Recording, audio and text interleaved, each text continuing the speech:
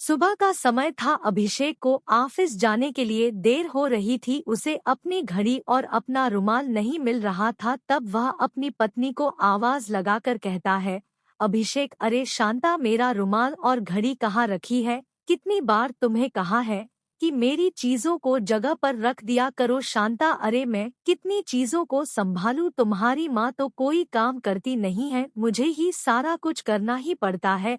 अपनी चीजों का ध्यान तो आप खुद रख लिया करो। अभिषेक, अरे चिल्ला क्यों रही हो, देख लूंगा मैं अपने आप। अभिषेक की माँ चंदा देवी कमरे से बाहर आती है और अभिषेक को उसका रुमाल और उसकी घड़ी सौंपते हुए कहती है, चंदा देवी, ले बेटा, यह रहा तेरा रुमाल और तेरी घड़ी। अभिषेक बेमन से, माँ, आपको कितनी बार कहा है कि मेरी चीजों को छुआ मत कर। आज तो तूने मेरी चीजों को छू लिया, पर आगे से मेरी चीजों को हाथ मत लगाना। चंदा देवी अभिषेक की बातों का बुरा नहीं मानती, शायद उन्हें अब इन सब की आदत ही पड़ चुकी है।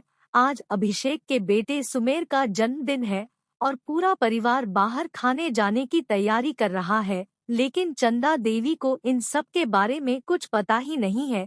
जब अभिषेक, शांता और सुमेर घर से बाहर निकलने के लिए तैयार होते हैं, तब चंदा देवी उनसे पूछती है, चंदा देवी, क्या हुआ बेटा, तुम लोग आज कहीं जा रहे हो? अभिषेक, हाँ माँ, आज सुमेर का जन्मदिन है, इसलिए हम सब बाहर खाना खाने जा रहे हैं।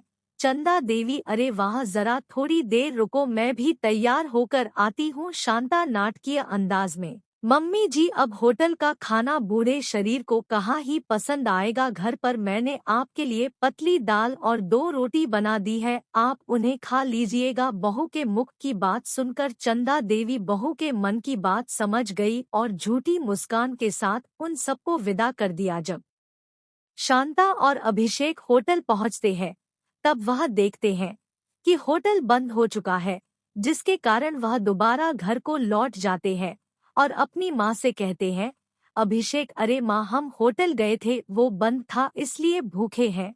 तू तो घर पे ही पड़ी रही, हमारे लिए रोटी बना दे और अपने पोते के लिए शाही पनीर बना दियो। चंदा देवी, ठीक है बेटा, बना देती हूँ। चंदा देवी ने थकी हारी हालत में रोटियां बनाई, शाही पनीर बनाया और अपने बेटे बहू को खिलाया। बड़ा ही स्वादिष्ट बना था। लेकिन जब अगले दिन शांता ने देखा कि घर में आटा तो बचा ही नहीं, तब उसने अभिषेक को अपने पास रसोई घर में बुलाया और तीखे अंदाज में बोली, शांता, तुम्हारी माँ ने तो हद कर रखी है, कल सारा आटा खत्म कर दिया, अब मैं रोटी कैसे बनाऊं? अभिषेक, और नहीं तो क्या, कल जब हम आए तो खुद एक बार भी खाने के लिए नहीं पूछा, कुछ तो फर्ज होता होगा माँ का। शांता, फर्ज तो बहुत सारे होते हैं, पर तुम्हारी माँ निभाए तब ना। हर महीने लगभग 2000 तो तुम्हारी माँ पर ही खर्च हो जाते हैं।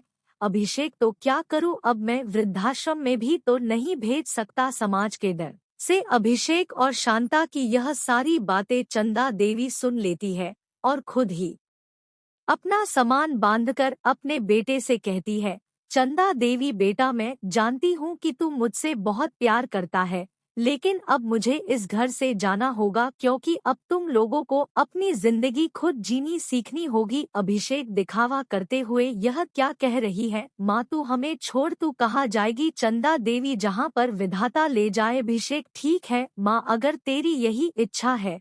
तो चंदा देवी वहां से चली गई और अब वृद्धाश्रम में रहने लगी। एक दिन अचानक अभिषेक के घर कुछ लोग आ गए और उनमें से एक व्यक्ति ने कहा, व्यक्ति, अरे अभिषेक, हमारे 30,000 रुपए तू कब चुकाएगा? इतने महीने हो गए, अगर कल नहीं दिए न तो इस घर पे कब्जा कर लेंगे। अभिषेक ने उन्हें बहुत समझाने की कोशिश करी, लेकिन वो लोग लौट गए।